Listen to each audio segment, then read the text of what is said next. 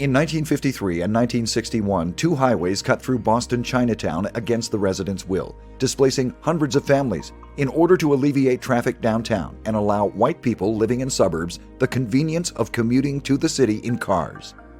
The highways displaced far more than houses. Clean air, for one, is long gone. In 2018, Boston Chinatown still had the highest level of vehicle emissions in Massachusetts.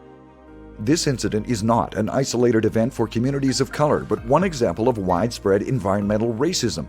It highlights the continued exposure of America's structural racism that places a disproportionate burden of environmental hazard on people of color in the context of the warming planet and worsening environment. Firstly, in the Northeast and Mid-Atlantic United States, covering Washington, D.C. and 12 states, residents of color are exposed to significantly higher PM 2.5 emissions from vehicles than their white counterparts. Specifically, PM 2.5 exposure for Latino, Asian American, and African American residents is respectively 42, 40, and 30% higher than the regional average level, while exposure is 19% lower on average for white residents. This disparity reflects decades of discriminatory transportation policies that have left communities of color living in segregated areas with inadequate access to public transportation and close to highways, according to the Union of Concerned Scientists. During the highway building boom from the 1950s to 1960s in the U.S., the practice of interstate construction cutting through neighborhoods largely inhabited by people of color, where land was cheap and political opposition low, was so common that the critics coined a name for it: white roads through black bedrooms.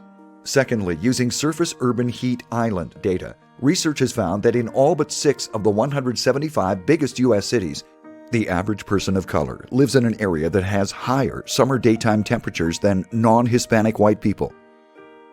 SUI data quantifies the contribution that cities' buildings, roads, and infrastructures made to additional heat exposure temperatures.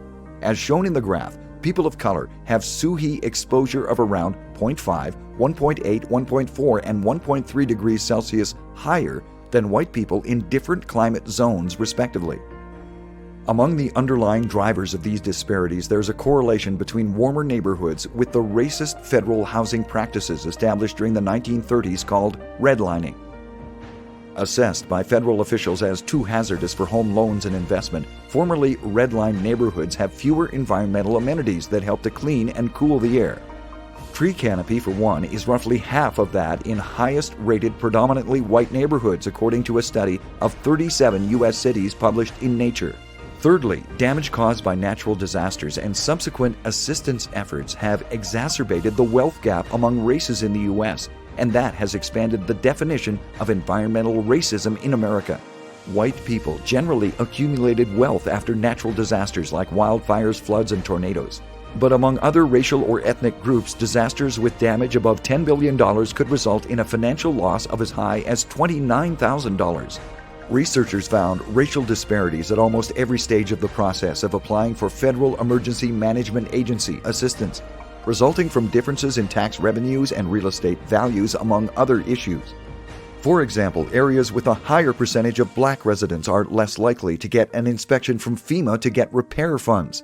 When homeowners in predominantly black areas finally had their assistance applications approved, FEMA awarded them an average of 5 to 10% less money than applicants in white areas.